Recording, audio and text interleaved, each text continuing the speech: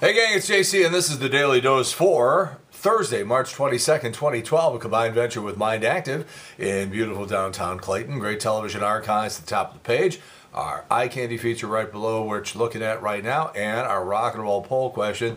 It was nice while it lasted, huh? But you just get through the weekend. By Sunday, it's supposed to be sunny and 72, and then Monday and Tuesday, sunshine, and back to a temperature around 80 degrees again. This is like 25 degrees above normal. Here we go again. So a couple of dreary days, but hey, we've been living right.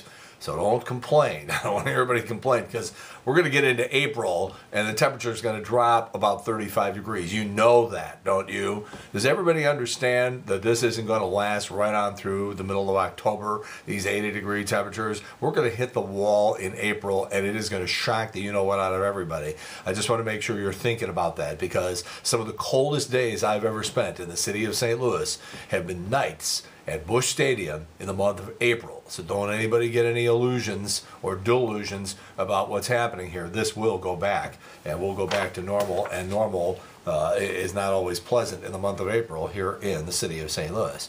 All right, our rock and roll poll question yesterday, plain and innocuous. What fast food restaurant has the best fries? Number one answer, 45%, Mickey D's.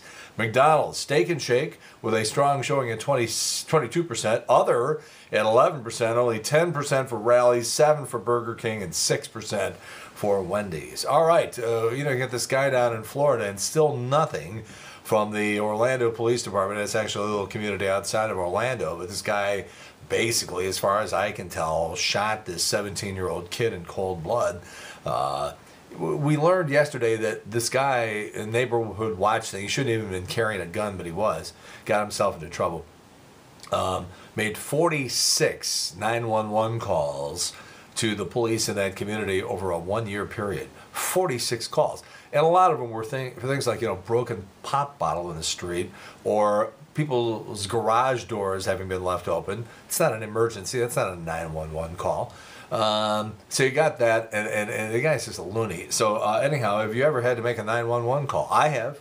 Have you ever had to make a 911 call? Simple, yes or no. Please answer in the corner. We'll have results for you tomorrow. So, as I said, we got a 2.5-year-old at home, and she has gotten to basically adopt the iPad. And so she's stomping around the house last night going, ladies singing, ladies singing. She gets on YouTube, and we have a bunch of videos for her, but then she sort of punches around a little bit and finds her own things. We saw her, this is 2.5, and we saw her the other night watching a cat sitting on a toilet seat taking a dump into the toilet. She found that video just by, going to similar videos in that column on the right side, even though she's got her favorites there. So she's yelling, ladies singing, ladies singing. We don't know what, so we're looking around. She goes, ABC, ladies singing. Well, there's a lot of Wiggles stuff and Sesame Street stuff. At 2.5, she's learning her ABCs.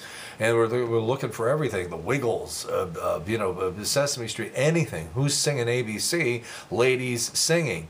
And she's crying and she wants ladies singing. And we don't know. We're punching up everything trying to find it. Long story made short. She had found a video of an old Ed Sullivan show in which the Jackson 5 were singing the song ABC, easy as 1, 2, 3. Ladies singing ABC. Welcome to my home, everybody. The Daily Dose here on the internet, jcontheline.com, is celebrating 2 years. We're 2 years old this week. I'm going to talk more about that tomorrow if we have time. The Jonas Brothers getting their own reality show on E! That would be just like the Kardashians, but with less body hair. The Situation from Jersey Shore has checked himself into rehab. He said he knew it was time when he was going through 6 or 7 bottles a day of cologne.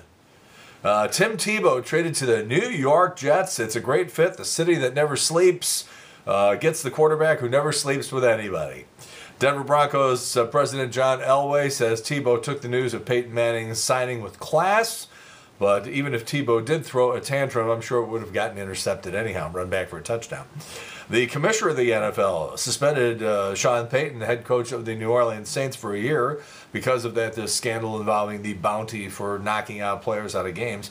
Payton's so mad he's offering $5,000 to anyone who takes out the NFL commissioner. A soccer player who collapsed during a match in England was considered dead for 78 minutes before doctors got his heart beating again. I don't know, I'd take 78 minutes of death over 78 minutes of having to watch soccer. An Indiana woman reportedly found a feather in her chicken McNugget, and don't get upset because maybe now we finally have proof that there's actual chicken in the McNuggets. And a Connecticut man was arrested for beating his wife with a 6-pack of beer. He told the police, though, the injuries couldn't be that bad because it was light beer.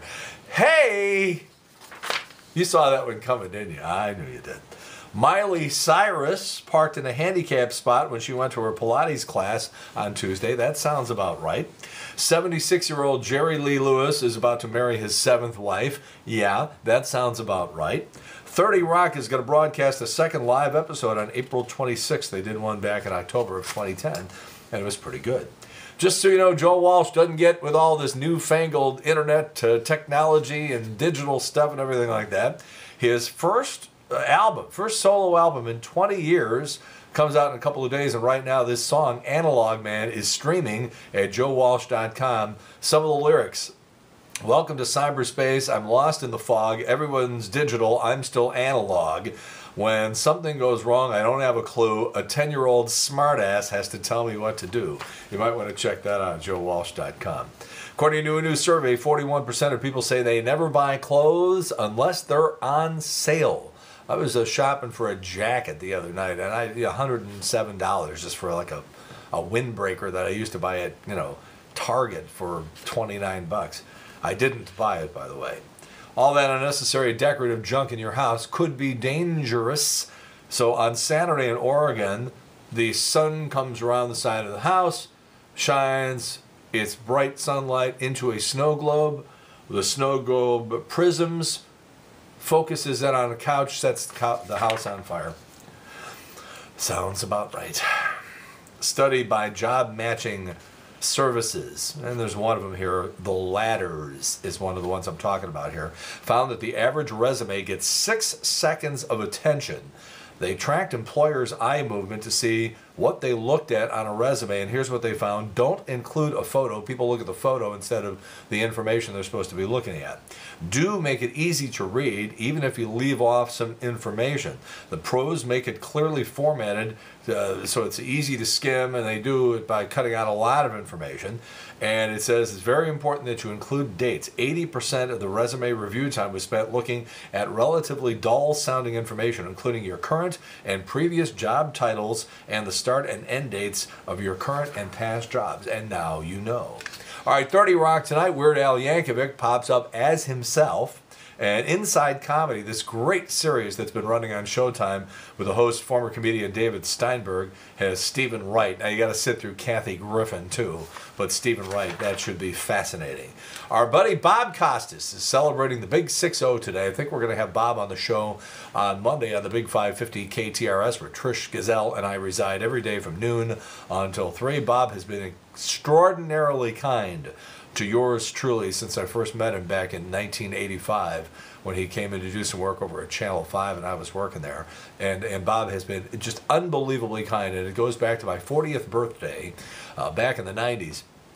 And they kidnapped me from the show we were doing at that time at the River, and took me to the Bowling Hall of Fame, and they had a bunch of stuff planned for me. And about 8 o'clock in the morning, a white limousine shows up in front of the Bowling Hall of Fame, and Bob Costas pops out, came, sat with me, and did the show with me for the final 2 hours of the show. It continues to be one of the biggest thrills I've ever had in my professional career, and so we wish nothing but the best to Bob Costas, great guy. Bob is one of those guys, I've said this before, he could be, if he wanted to be, the biggest schwans in all of television, and instead he's one of the nicest guys. And so happy 60th birthday to Robert Costas. All right, JC's Eye Candy today. So this is a great way to blow $50 million.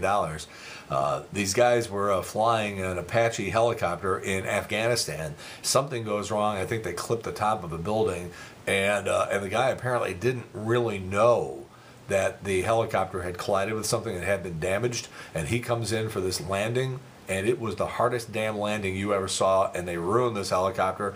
When you see this, you will be astonished, given the fact that there were a dozen people standing right there near the grounds, and that there were people on board. Astonishing that nobody was killed in this thing. It's maybe the definition of eye candy, which we call this thing. Nobody killed, but $50 million down the drain. Check it out. It's on JC's Eye Candy right below what you're looking at right now. All right, JC's Rock and Roll poll again. Have you ever had to make a 911 call? Please answer, and we'll have results for you tomorrow. And, of course, every day with Trish at noon until 3 o'clock on the Big 550 KTRS. That's it, JC's Daily Dose for Thursday, March 22nd, 2012, a combined venture with Mind Active in beautiful downtown Clayton. And in the meantime, we've beaten this one to death. Have a good one. See you later. Bye.